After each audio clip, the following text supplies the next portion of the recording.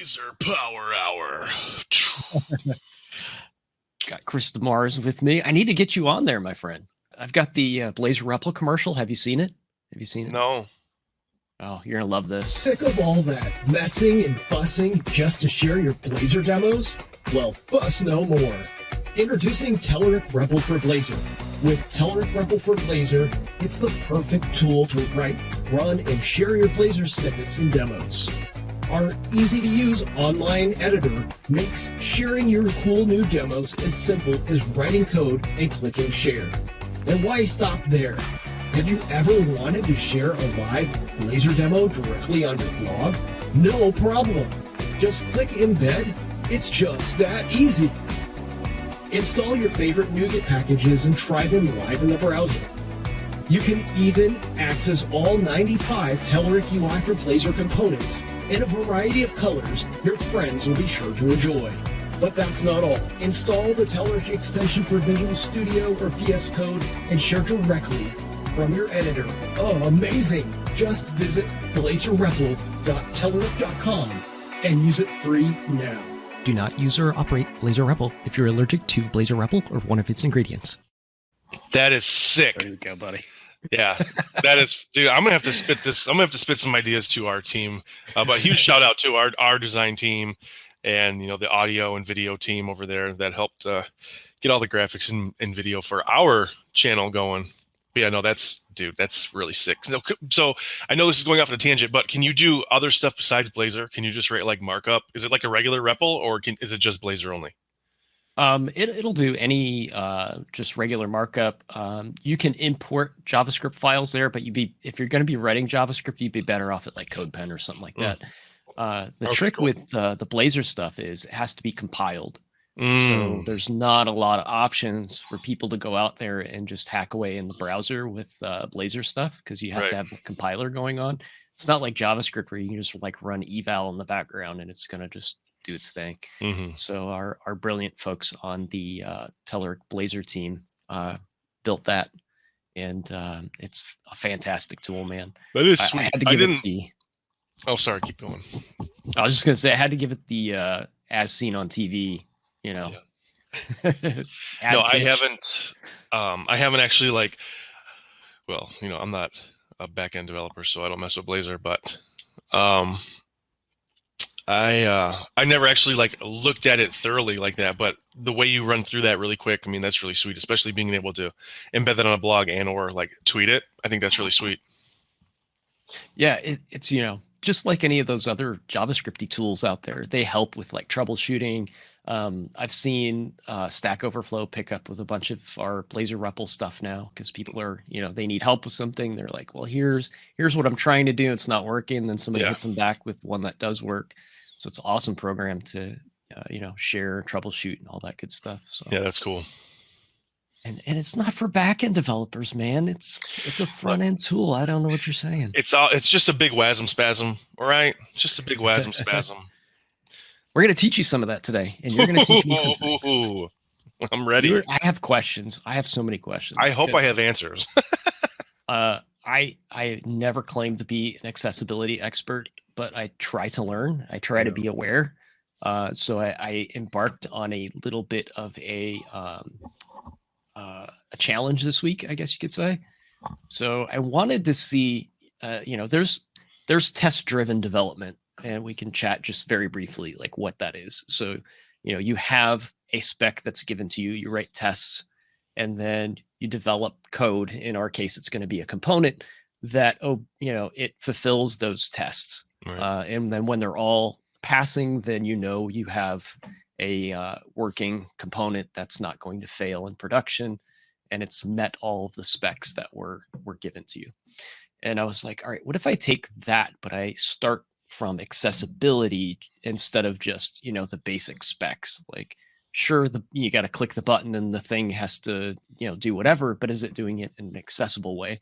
So I started hunting for some docs on this, and man, it's hard to get a real consensus on accessibility stuff. And I lost my link here. Oh, maybe it's in my closed tab history. So I'll show you what I found. And if you have any like guidance and resources on this stuff, I'd be more than happy to hear it, because this took some searching to find. Oh, come on. Where did you go? Where'd you go? Of course, I'm I tend to think that, like, if there's a lot of information out there about any given topic, it's harder to find like what you're looking for, because it seems like everybody and every organization and every entity out there says something just a little bit differently. Yeah, so I found this on W3, w3.org. They've got these design pattern docs that you can follow. And they're really well written, but they're in such detail that if you don't know what you're looking at, like it's information overload, actually. It is. But I was scrolling through this and I'm like, what would be a component that's big enough that it's not going to kill me to do a little practice with, but not so small that it's like too simple that I don't get anything from it. And I found this accordion. So they had an accordion component with sections and show hide functionality, and it goes through some specs here as to what it should do. There's keyboard interaction. We'll get into this in a second.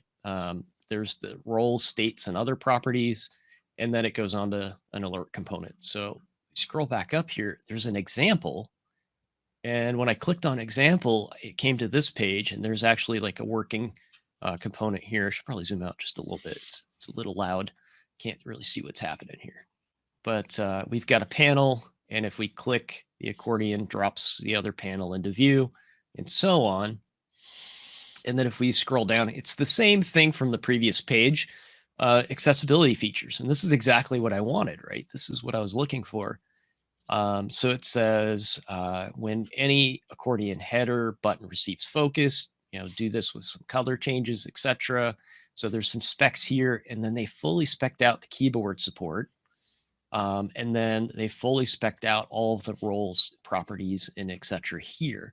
So what I did is I literally just copied this entire thing right here, just like this, and I pasted it into Visual Studio into a test file. And then I commented out all of those specs, and then I wrote tests for all the specs. Okay.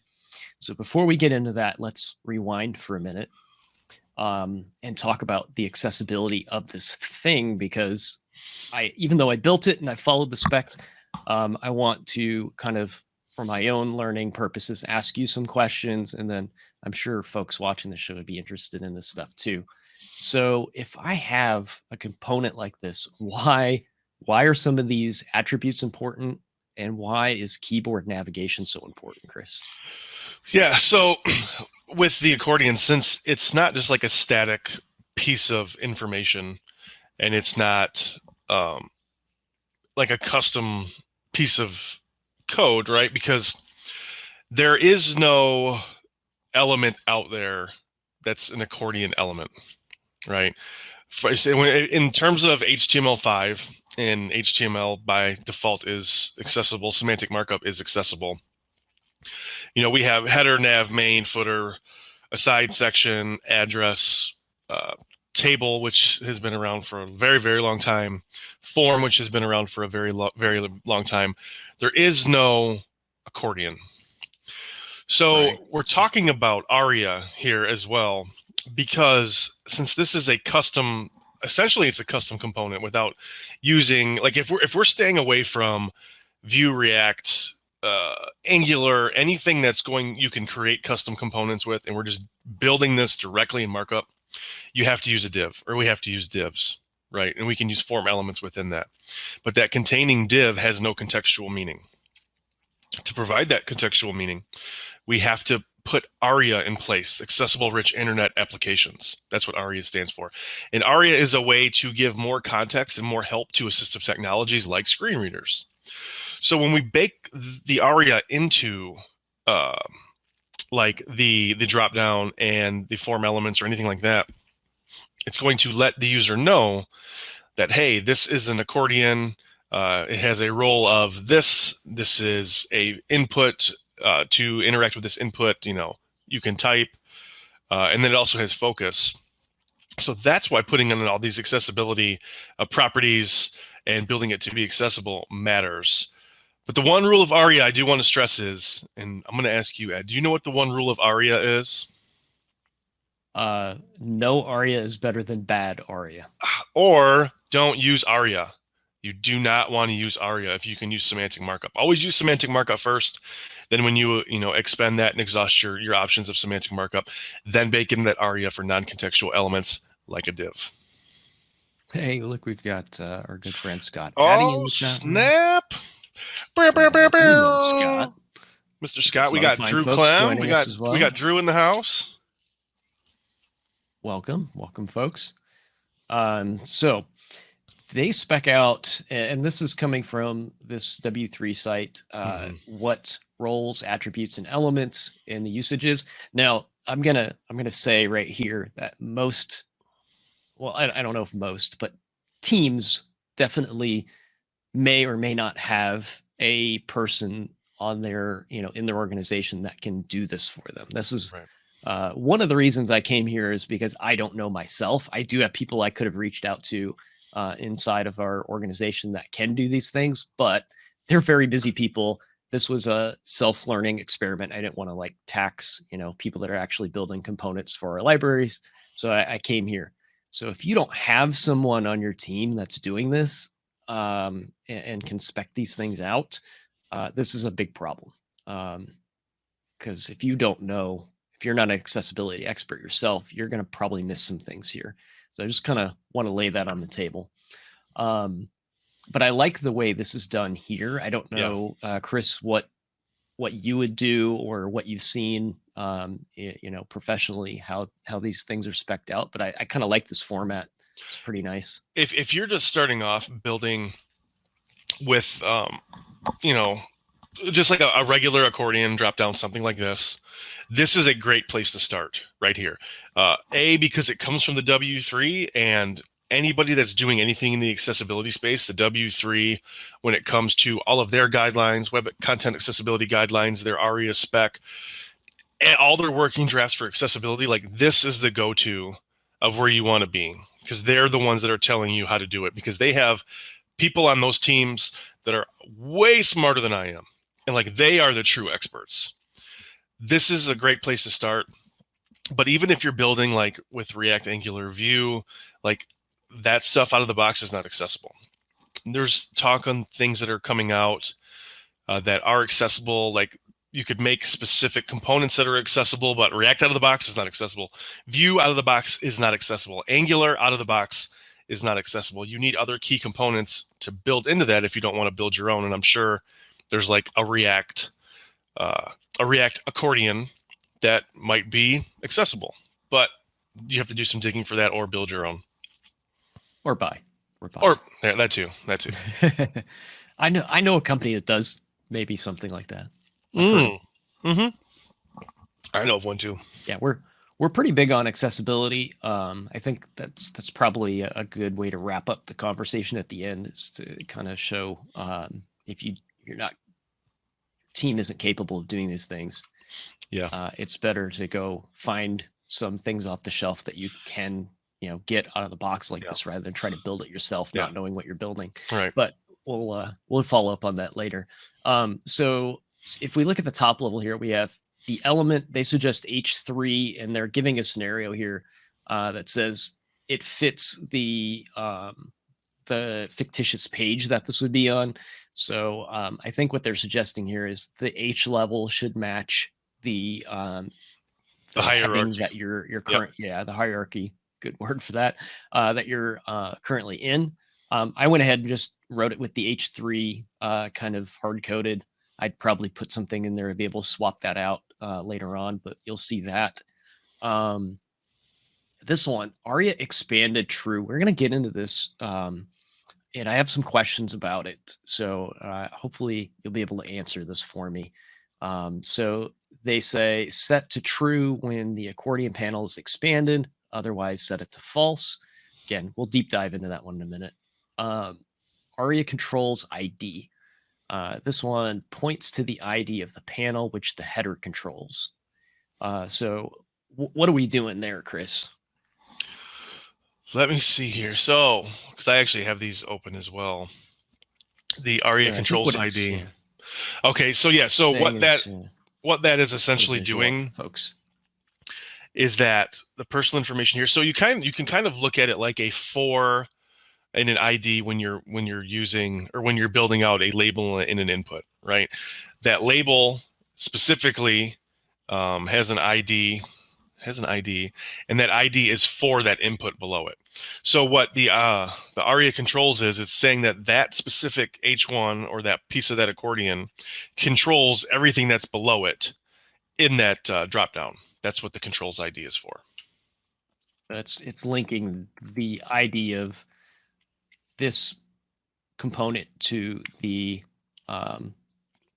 element of that component. So Correct. it's telling you this is the owner of that panel, essentially. And that, I guess, helps the screen reader let the user know that these two things are associated somehow. Yep, those two are related because personal information relates to name or first name, last name, email, phone number. And then it says if the accordion panel is expanded and is not allowed to be collapsed, then set to true the disabled, ARIA disabled. Mm-hmm. So since this isn't like a natural or discrete component, it's not a built-in HTML like button or form element. This is a custom thing. The browser doesn't understand that this is disabled unless we're telling it Correct. that it's disabled. Yep. Okay, cool. Region creates a landmark region that contains the currently expanded accordion panel. This is one that was new to me. Role region. So that one I haven't run into. Regions are different pieces of the page. So you have to have regions and roles in the page to make them accessible when you're not using semantic markup, right? So let's say that, let's see, what do we have here? Where's the region div? Creates a landmark region that contains, right. So if you were to look at, let me just Google it real quick. ARIA regions. I think it's specking out this bit here. So essentially it's saying label this when it's visible.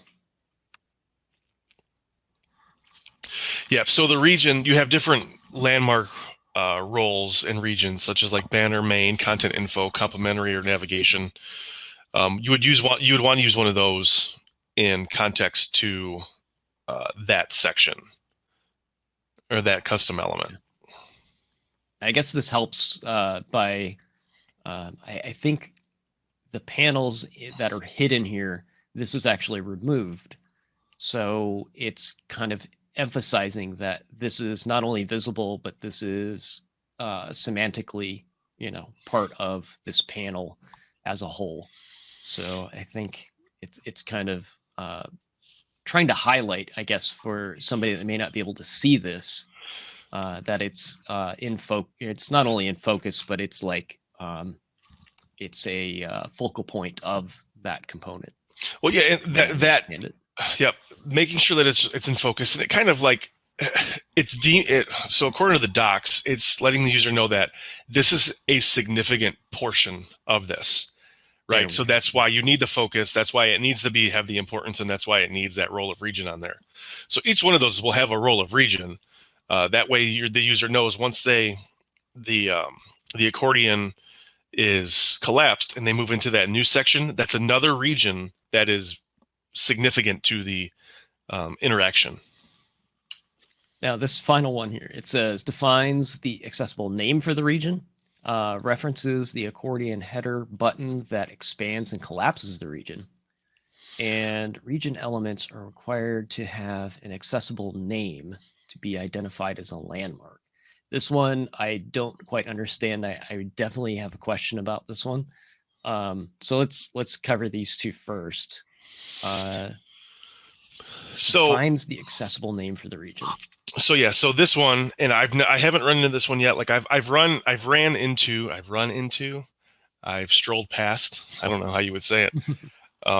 I've ran into ARIA labeled by and ARIA labeled by, but according to the ARIA docs, when using this, you would give the ARIA labeled by a name, a region name, like region heading, and then that region heading would be linked to the H3, in this case, personal information, right? So like that section specifically is, you could say it's a div. You give it a labeled by of personal information, and the H2 with the ID would equal personal information, so it knows that that's linked to that. Does that make sense? Sort of. Yeah. So Okay. my question is, it even says this in the docs that it's similar to label 4, but it's being applied to an arbitrary element that's not a label. So it's essentially similar to this, but for other elements. Now, this is the part that confuses me a little bit. It says that they're required to have, quote, an accessible name. Does that mean that it should be like human readable, or does that not matter? That's a good question. I would say for that, and I couldn't figure it out. Yeah, I would say human readable. Yeah, I'm not real sure. I'd have to look into that more, because I know specifically, like when you're using like other landmark roles, like you can't use a role of header, because the role of header doesn't work. Even if it's on a header, you'd have to use a role of banner. And like content info, you would use a role of content info on a footer. There is no footer role. So that might be what it's referring to, is that it's accessible in that regard. Yeah. Yeah, that's the only thing I couldn't quite find any hard evidence of. Well, I'll show you what I did with all these in just a second, and then we'll kind of jump back. Sorry, I'm trying to ban a bot here. I see that already.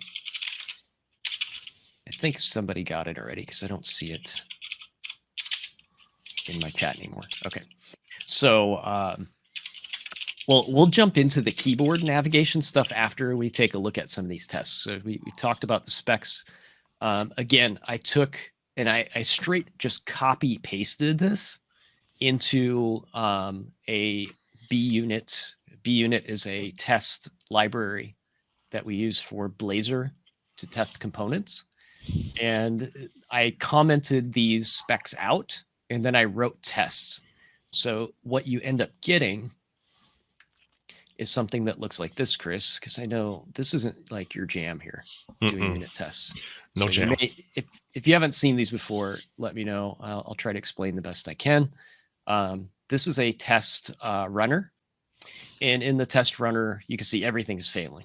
Like literally everything's failing. There's a bunch of code here. I've backtracked and kind of made problems for us purposely so we can have some good content and talking points on the show here.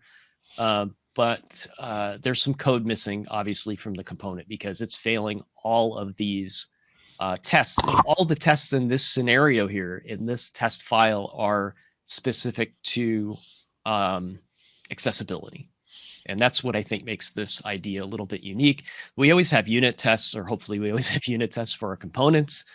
Usually they're like, did this thing render correctly? And when I click a button, did it perform the action I expected it to perform? Where these are specifically saying things about accessibility. So if I look, this one says ARIA controls ID, points to the ID of the panel, which the header controls. That's my actual test. This one is ARIA labeled by, references the accordion, yada, yada. It's exactly what we just read in the spec. And then if we double click on that guy, it will bring us to the test. And it's the test is telling us, look, we're looking for this ARIA controls element or attribute, and we're focusing in on the ID of it. And it should point to the panel which controls the header that controls the panel.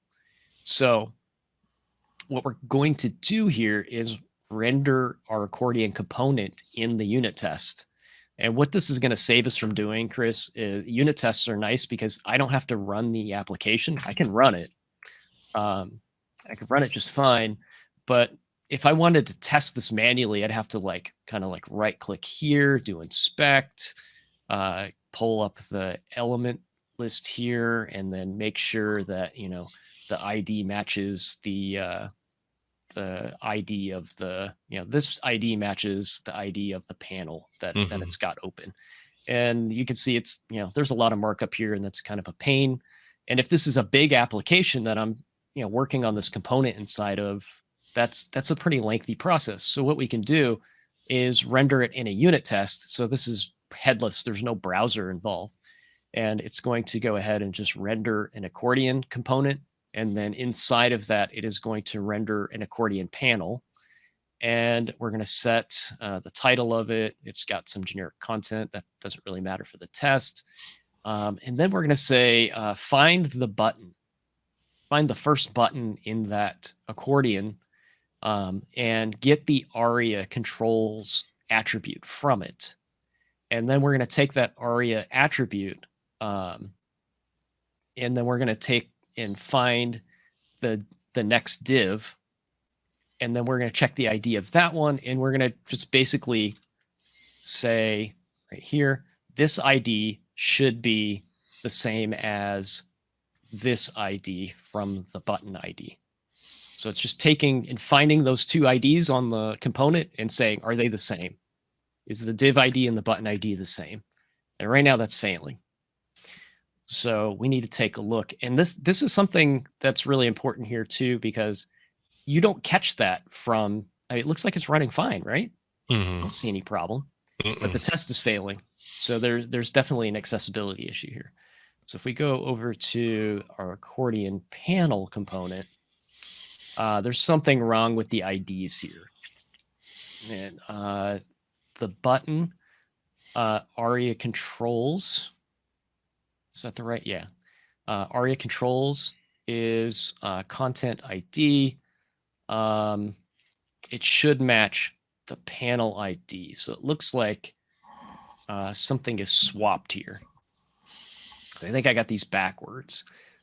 So yeah, let's look at the test spec again.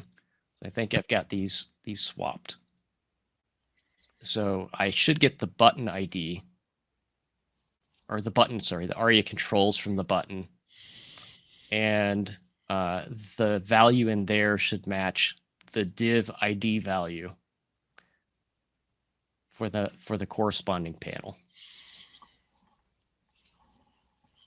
So we have ARIA controls, content ID. So yeah, then you have to change the ID of the div to content, or content ID, right? That's what it was. Yeah. Go like that, and then that test should pass. We're passing tests. I moved my test runner, so here it is. So then we can run this individual test and see if it passes. Green, green, green. And it's green. Woo-hoo! So we figured that one out. This one says ARIA labeled by, and it's, let's see here. So this one is taking the labeled by and making sure that the header button that expands and collapses the region. So this is pretty much the same thing. We're going to find the div this time, get the ARIA labeled by, and make sure that the preceding button is the same ID. So we want to look at ARIA labeled by. So we've got the div ARIA labeled by is content ID, and then the button ID should be, let's see. So there still seems to be a little bit of an issue here. This one I think should be panel ID, sorry, like this. That should do it. So this ID needs to match that one. This one needs to match that one.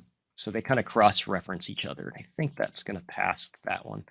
And since I have a feeling that it could possibly affect, I'm going to remember I put this over here. Let's go ahead and run all of them and see if they both pass, because we could have changed something that could break the other test. And it didn't. So that's both good. pass. Nice. So fix those two.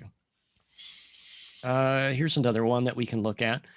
Set to true when the accordion panel is expanded, otherwise false. This is talking about the space or enter or the on-click event. When those things happen, This is an interesting talking point here too, Chris. So I did not know this. This was something I learned from this process. The click event, if I'm on, let's see, focus here. If I'm on this middle panel, Mm-hmm. and I accidentally tabbed away, if my focus is here, and I press the space bar or the enter key, the event that's raised is actually on click. Oh, wow. I did not know that.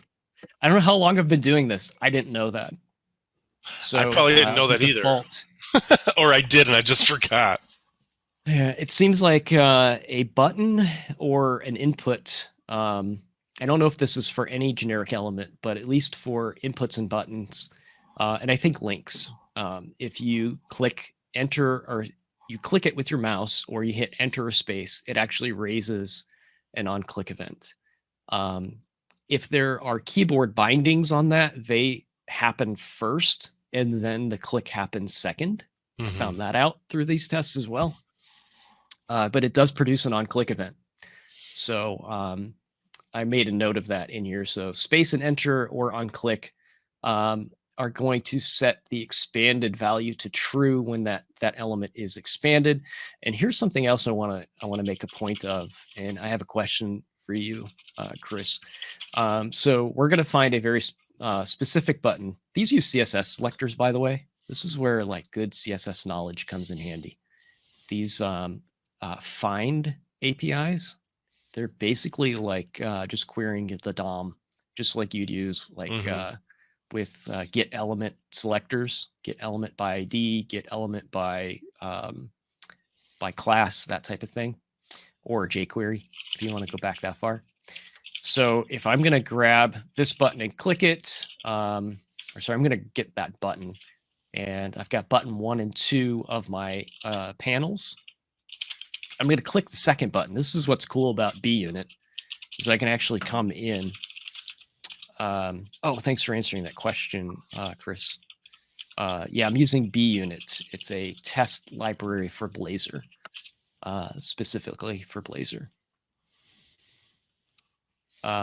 So I can get that second button and click it, because the default state here is the first panel is going to be shown, the second one should be hidden. I'm going to click the second one, showing the second panel. Then I'm going to go back and check the disabled state. Remember this, the expanded state. I'm going to see if it's expanded or not.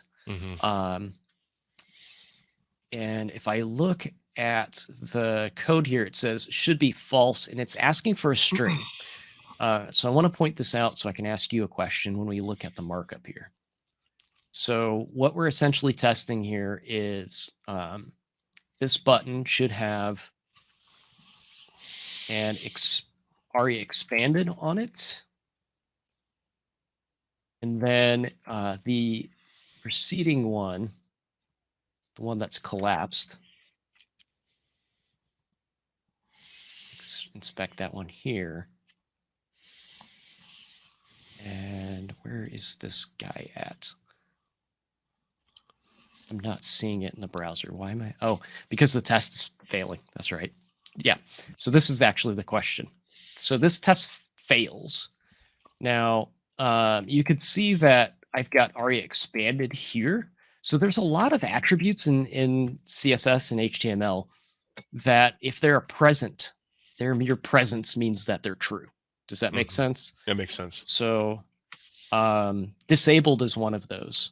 Shoot. Disabled is one of those things. So if I have something that has the attribute disabled, it essentially is saying that. Right. But if it's not there, then it's not disabled. Okay. So its mere presence means it's disabled. So there, you don't normally see that. And Blazor's smart, okay? Blazor's smart enough that if I data bind to disabled, and I say disabled, whatever that flag is gets turned false, it will kill this attribute. it'll nullify it. It won't be there at all. And that's what's happening here. Is in the specs it says that ARIA expanded should be false or true, but Blazor, just the inherent data binding that it does, says, well, if an attribute is false, then I'm not going to render it, because like disabled false isn't a thing. But apparently ARIA expanded false is. So does expanded false have semantic meaning? Or can I go ahead and just assume that if it's not there, that it's not expanded? That's a good That question. one I couldn't put a finger on. Most of the docs that I kept looking at, let's see if I can find ARIA expanded here. I'll do some digging as well. It says indicates whether the element is currently expanded or collapsed. And my thinking is, if I don't say false, that doesn't necessarily mean true, because how do you know it's an expandable, collapsible thing if the attribute's not there at all? Right. So I was kind of scratching my head at this one, like, what do I need to do here? And let's see if we read through here. It talks about marking sections and improves readability. It doesn't say anything about it. If it's not there, it's implicitly expanded. Right. Because how do you know it's expandable if there's not something that at least tells you that it's not expanded, right? That's right. So my gut feeling for this one was it should say disabled false. So we need to override the behavior of Blazor and what it does with that rendering. Yeah, so, I would say I would do an ARIA expanded false as well. So you can see there's two tags here that both kind of use the same logic. And we have expanded, and it says is expanded. This is a Boolean flag that's going to toggle the expanded and collapsed tag here. And in its current state, if this is false, and this whole entire attribute does not get rendered. Okay. Disabled does the same thing, but disabled works different. So implicitly disabled, if it's true, it's disabled, and if it's not there, then it's obviously not disabled. So that one's kind of okay if this one doesn't render, because it doesn't really have any effect either way. But this one, we want to render this to a string. We can call toString on it. And then to kind of make this semantically correct here, we'll also say toLower. Actually, I should probably use toLower invariant in case there's like a culture issue there. We don't pick up some culture information and tack that into there too. So we'll put this on here, and that should take care of our true false. Let's see. Rhinosaurus Rex says, I wish Blazor had storybook bindings. Yeah, I think I've seen somebody experimenting with storybook, but I don't think it's a good or a normal thing yet. Selenium does stuff like this as well. So does Test Studio. So just reading through some comments in chat here. So the benefit of this is we're catching these things before we even get that far. So yeah, we can cover these in end-to-end tests, but that's going to happen, when in the process, when we're going to ship the staging or something. That's a little late in the game to be catching some of these things, in my opinion. So yeah, we definitely should have tests there to make sure that something didn't slip through. And we'll talk about too that there's a few things I couldn't test for, very, very few things, but there was like one or two tests that just didn't make it. There wasn't a mechanism for actually completing those tests in Blazor or in BUnit because it's not the browser. I mean, these are isolated headless unit tests, so it's it literally isn't the browser. So there's going to be a few things that just don't take place there. But this allows me to catch problems before they even hit not only production, but they don't even hit staging or QA even. I'm catching things like way in advance. So I think there's a benefit of catching them up front. So back to RE expanded, we'll go ahead and drop that into a string, and Blazor will no longer interpret this as if it's false, then remove it. It will actually just render the string false. So if we go back to our unit tests again, we run them all again. I think we're going to pass that guy too. And there we go. So we've got 3 passing so far, Chris. I dig it. I like seeing green. Green's my favorite color. So the next thing is we're going to talk about keyboard bindings, and like why should my component support keyboard? Well, I mean, real broad. If your user can't use a mouse, they need to be able to navigate and move around that application, that experience. So chances are, if they're not using a sip and puff machine or a braille reader or any other types of assistive technology, they're going to be using a keyboard. So they have to be able to tab through that experience. They have to be able to interact with that experience using the keyboard, and your elements within that have to be focusable. I give a talk on focus states and accessibility, and there's a handful out there that are really, really sweet. You have focus visible, focus within. You have the focus method that you would use in JavaScript world. But focus is the visual indicator that you were interacting with something on the page. Without that, your user is going to be extremely confused. And I actually give a really, exaggerated example as to why this matters. And you heard me actually talk about this in a talk I gave. But without focus, let's say that you are focusing through, or you're tabbing through a form like this one, but it's a login and username, password, and you're tabbing through it because you don't need your mouse. Muscle memory, brain memory, you know what your password is because we use the same password for everything. You get distracted, but you know what you're typing. You look the other way, you look back, and your password isn't there. You don't have focus. You don't know where you are in that application, and now you typed your password somewhere. You don't know where it's at. There's nobody is saying that, hey, nothing bad's going to happen, but I was in an example one time, or I was in a talk one time where somebody came up to me after my talk and they said that actually happened to them, that there was a keylogger installed on their machine that they were unaware of. And then the second that they went to focus to a password field, they got distracted, started typing their password, and a hacker took their password. And luckily, I think they caught it in time. But still, like, that's an exaggerated example, but that type of stuff matters. Mm-hmm. Yeah, in some of the comments here are fun. Tab order is like herding cats. So there's a couple things that we're actually not using here. So one of them is tab index isn't used in this. So I think that's for the better, because we can actually break some of the functionality here by setting a tab index on this one. So what we've got here is tab moves to the next focusable element. All focusable elements in the accordion are included in the tab sequence. So if we go up here and hit tab, we're going to keep going through each item here. This is one of the things we actually cannot test for.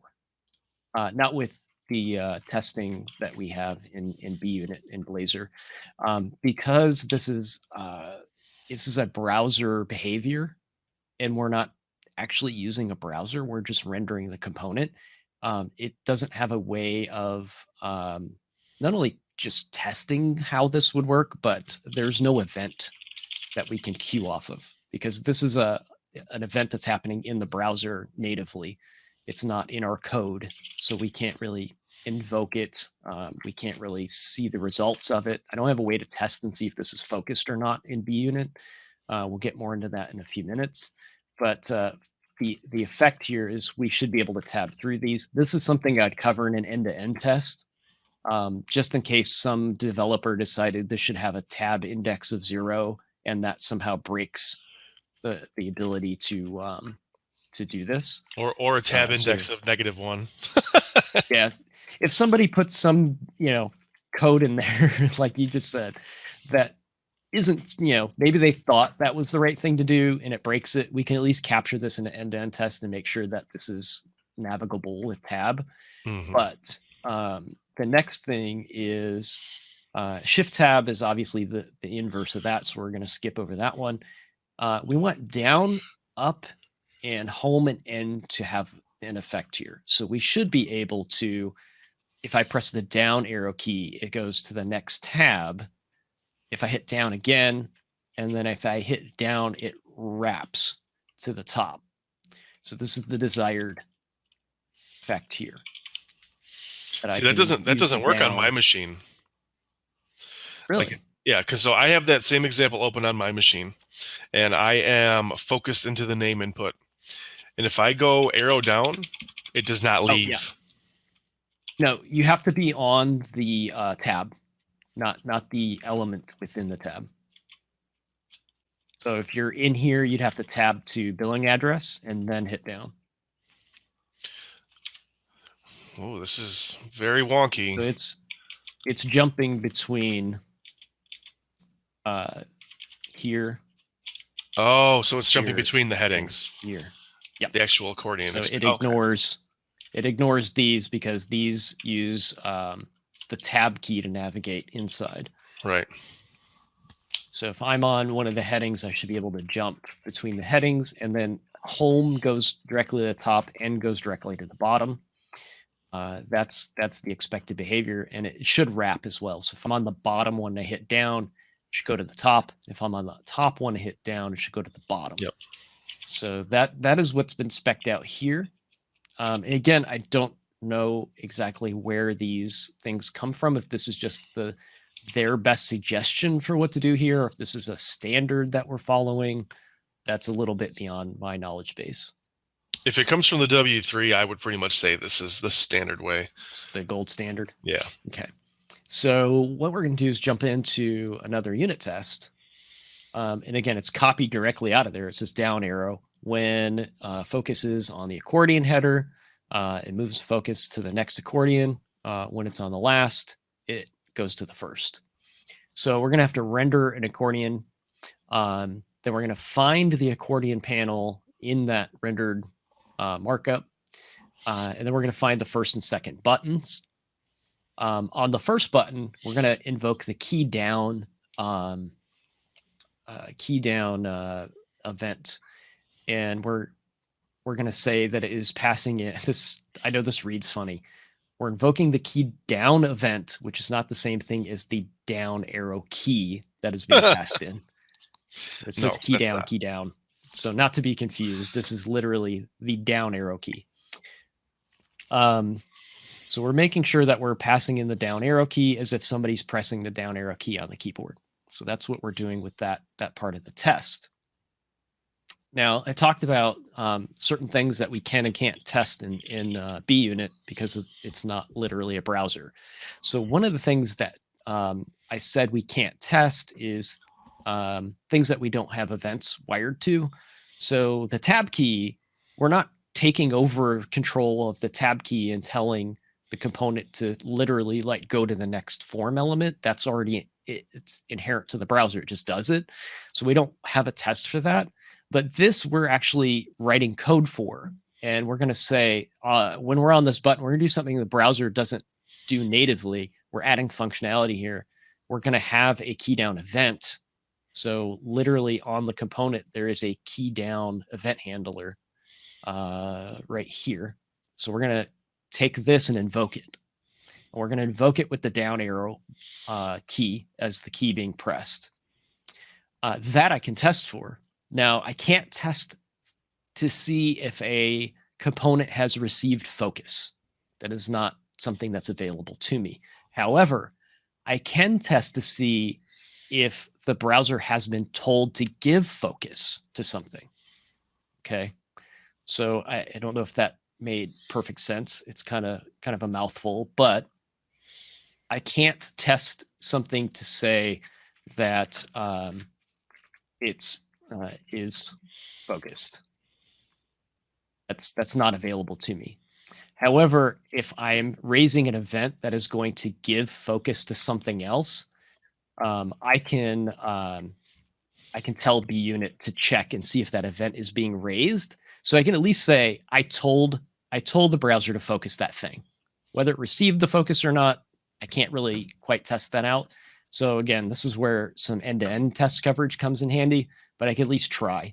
So I'm going to call the JS interop. So this is actually going out to the JavaScript interop that sits underneath Blazor, and it says verify focus async was invoked. So I'm literally saying, hey, JavaScript, was the focus method invoked? And if it was, what was it told to set focus to? And then we can say, was it set focus to button number 2? Because if I'm on button 1 and I press down, it should have told button 2 to get focus. So I can test for that. So that's what we're going to do, and it fails. So let's go to our panel here, and well, there's no code for any of this. It's all commented out.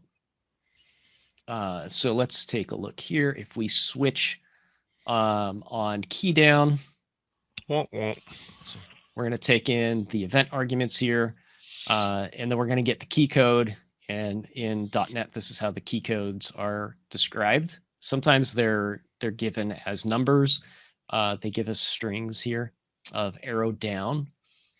And then we're going to tell the parent to let its children know that tab next has been pressed.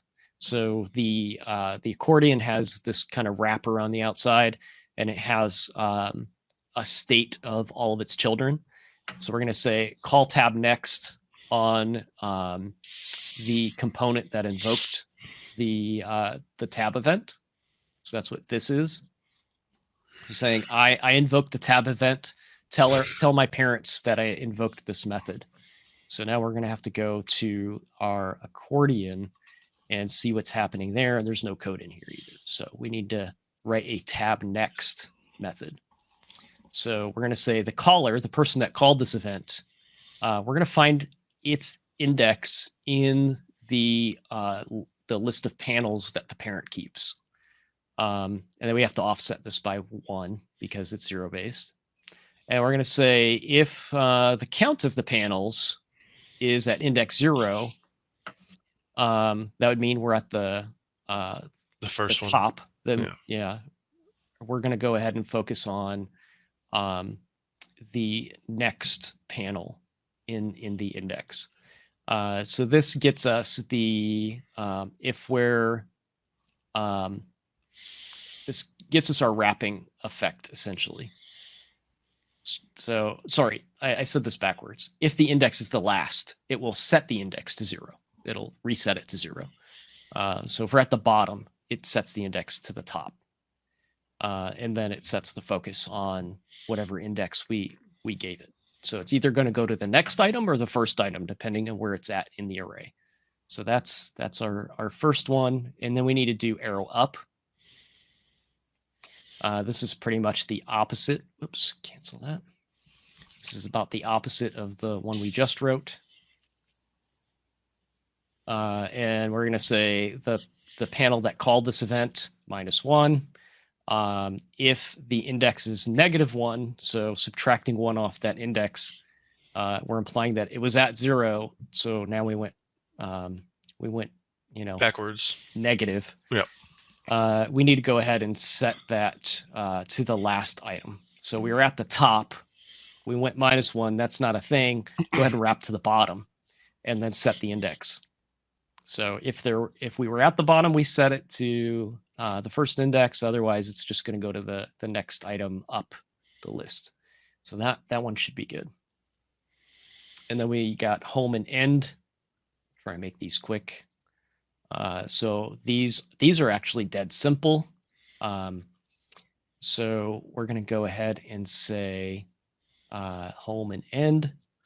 And we're going to use a little bit of link in here and say when we hit home, take the first panel, set the focus on end, get the last panel, set the focus. And that should do it for those. And then we also need a default here. Mhm. So if none of these were pressed, then we need to Prevent any other interaction from any other button or any other key down. the opposite. So if these are pressed, we want to prevent default, so that it starts off with prevent default is true.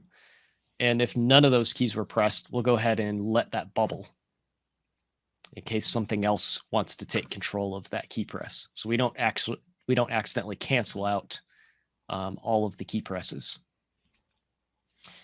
which would possibly break our enter and our tab or enter and spacebar if we didn't have that prevent default set correctly in there.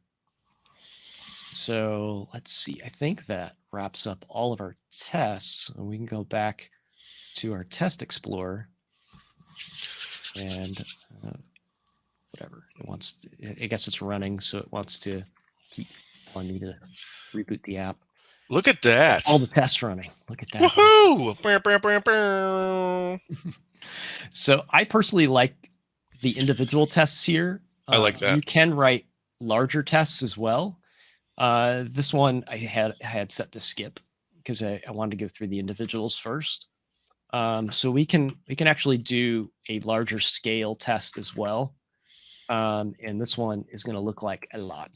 So this one just renders the entire thing out and checks that it's the entire rendering is just correct. We've checked like the individual bits, like they are expanded and things.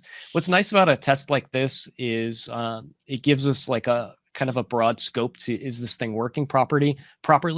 It can be a tad brittle though. So if we decide that certain elements need to move within this markup because of reasons, this test will fail. So if I decide this span should be a paragraph or something, that's going to fail. Where the rest of the tests don't really care if it's a span or a paragraph. You know what I mean? They're just checking to make sure the accessibility specs are in place. So it's nice to have overlapping tests there as well. So if we run this one, it should pass too, because all of our other tests are passing. So I can assume this one's probably going to pass. Go ahead and run that one. Sure. Why it keeps wanting to do that? I thought I stopped the app from running. Did I not? And yeah, it's actually, I think it just failed for some reason. Oh, hell. So, uh-oh. So it doesn't like something. Attribute role was not expected. So there's a test missing in here somewhere. There's a test that's bad actually. So I just spotted a bad test with this. So our test that tests for role is it's got a false positive. Where is that role test? I thought I had one for it, or maybe I missed it. I don't think you have one. Test. Yeah, I don't think you have one that's for role. Oh, okay. So we missed one for role. So we do have another failure here. So this says role region, and this should be on the tab that is, or the panel that is open only. So you see, this is the expected markup, by the way. This is what we expect the rendering to look like. And we expect that role to be missing on this, but it's showing. So there's something not toggling that role correctly. So if we go back to our accordion panel, and I would probably go back and write a singular test for this as well. But it's nice that our render test picked this up. If I look at role region, it's constant. There's no data binding here. So I think I accidentally forgot to put role like this, data bind it. So if we look, there's some data binding here, Chris. I know like C# isn't your first language, so I can, whoops, see if I can get this going here. That's close enough to an arrow. No, it's not. The Windows key just popped up. It's like, try again, buddy. That's how it works. Try that one more time. Roll. There we go. So it's binding to this property down here, and it's saying we're going to return a string. This property is named role. If the expanded state is true, then it's going to say region. If that expanded state is false, it's going to come back null. There's actually a reason that I'm sending back null here. If you're working in Blazor, if I say role equals, and I'm binding it to an empty string, it will come up like this. And if I say role is null, then Blazor will go, oh, we don't need this. Take it out of the markup. Interesting. So instead of putting an empty string here, it's going to be returning null because we don't want that role attribute visible if it's got no value. Empty string will actually still render it like this. So let's try that again. So we'll go to our test explorer, and we should just be able to run this one test. And now it works. Ooh, look at that. Fully tested. Nice. We have 10 unit tests that we just passed and confirmed that this accordion panel is fully accessible. Nice. I How do you dig like it. that? I dig it. So yeah, this was a fun experiment because I learned a lot about accessibility doing it. Yeah. I think it's a pretty valid process too. For sure. Well, there is one more thing that you could do with that. What's that? Test it with a screen reader. Yes. Make sure you test it with a screen reader. And don't look at the monitor when you're doing it either. Yes. You could test it with a screen reader. You could also do some end-to-end testing with Test Studio. So Test Studio can come in, and what Test Studio will do is when you go through and record your test, if I click on this element, it'll actually take a screen capture of this. And it'll say, all right, when I took the screen capture, this was blue. And it looks like this. And then the next time I run it, it's going to take and run that test again. And if that's not focused and that CSS class isn't applied, and let's say it's green or white or something, it's going to go, this doesn't match last time. That's cool. This does not match. And then we can also inspect this for class attributes to make sure that classes are applied. So that's... I can do that in BUnit, but it doesn't test the outcome of, like, if I accidentally forgot to link my CSS file, the unit test will pass. It doesn't give it crap. It's like, oh yeah, you applied the CSS class, whether it rendered it correctly or not. Visually, I don't know. Test Studio can test for that. Nice. So there's end-to-end tests that we can do here. Screen reader tests would be excellent as well. There's a whole lot of test coverage that we can include here that we don't have, but this gets us to, we built it to spec, we built it to accessibility spec. I could write additional tests to just test to make sure that the component's behaving like it should, which I don't have in here yet, but some of the behaviors are part of the accessibility, like the key navigation stuff. That's both behavioral and accessibility. So that's great that I have that covered. And that's not something I want to keep loading up my browser and manually like going through this and going, all right, I got to tab through these and then I got to go up and down. And when I wrote this, I caught one of the tests in here was written poorly and my code passed, again, a false positive. There's a couple different renderings that I do of the accordion panel. You'll see I have one that renders 2 panels and one that renders 4 panels. So the problem I ran into is with the keyboard home and end test. If I have only 2 panels, Chris, and I hit home and it goes to the top, did I go to the first panel or did I just go up 1? And when I wrote the code for it, I hadn't quite finished everything yet and all my tests were passing. And what had happened was I had accidentally given the home routine the key up routine, the key up method. So what I had done was when I hit, let's see, which code block is it in? Right here. I had accidentally done this here. So if I hit home, it did tab previous. Mm-hmm. And that test passed because there's only 2 panels. It did Right, the same, it had the same outcome. So what I did is I went back and I was like, oh, that's a false test. So I added 4 panels, and then I went to one of the middle panels. So I, on the home button, I I start at panel 3, and then I hit home and I check for 1 being focused, because if I accidentally had my key up in there, I'd hit 2. Right. Yeah, that makes sense. And then the reverse for the end button, I start at 2 and check for 4 because I wanted to skip 3. So there's some art into writing these tests as well. Yeah, tests can be tricky. Yeah.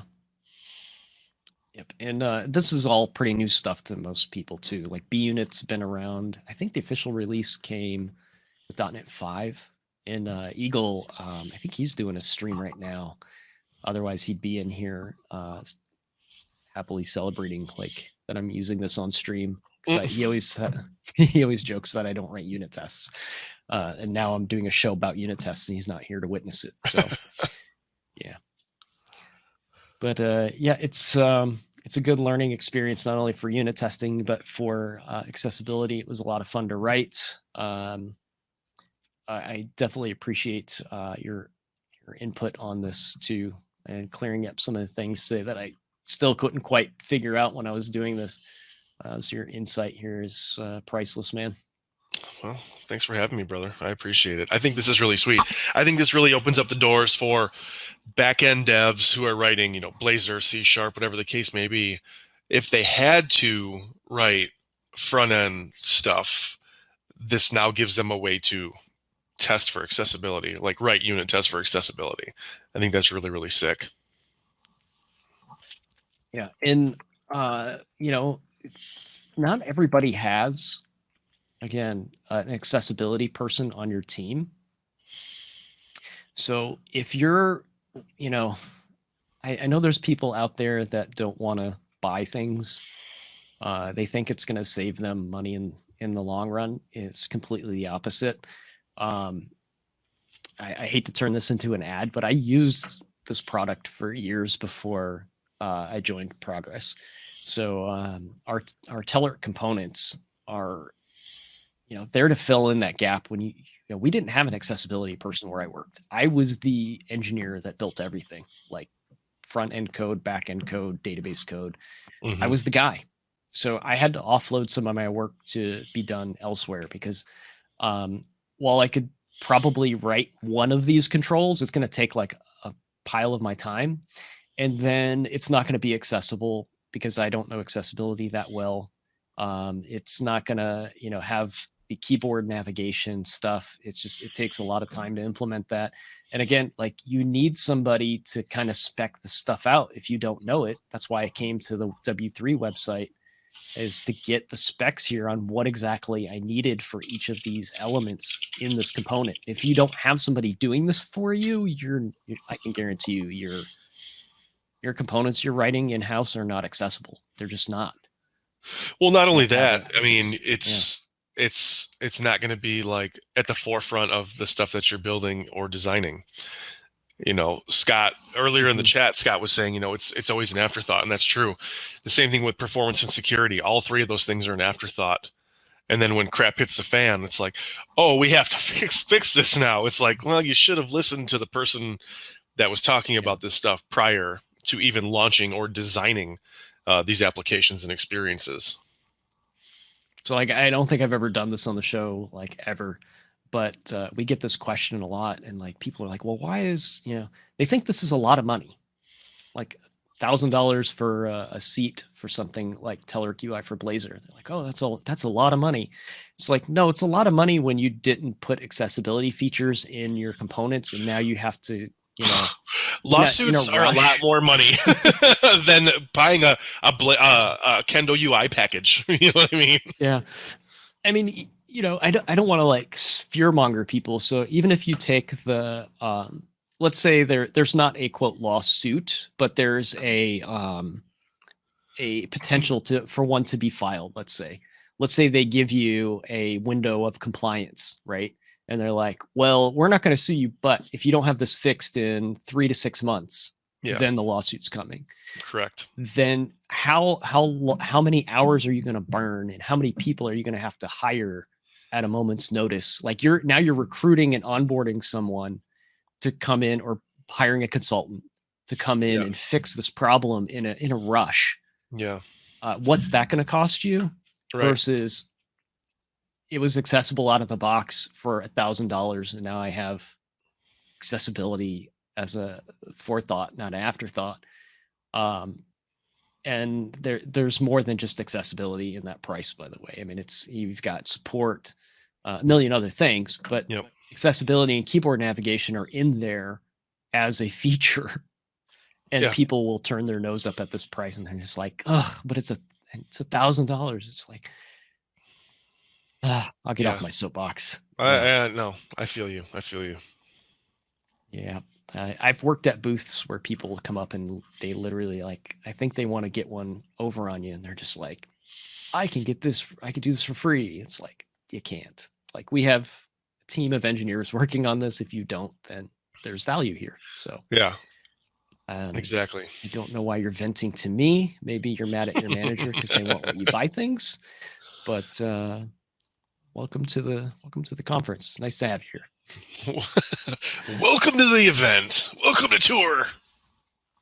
Yeah. So anyway, the point of this was not, again, to upsell somebody, but to show a really cool process that if you have the means of implementing, hopefully take what you like from it and implement it. I think I'm going to turn this into a conference talk, Chris. Do it. Yeah, and if we're ever crossing paths while that happens, I'd gladly co-present that. That'd be sweet. That'd be sweet. But I know we both have some hard outs here. I'm just going to say thanks to the folks that came to the show, and let's see if we can raid. And if you need to bail, man, I get it. We'll appreciate you. Let's go raid Layla. We love Layla. Woo! Let's get that raid started. So I don't know how long she's been streaming, but she's doing her thing, and we're about queued up here. All right, we're ready to go. Chris, it's been great talking to you, my friend. You I'll too, catch brother. you soon. Later.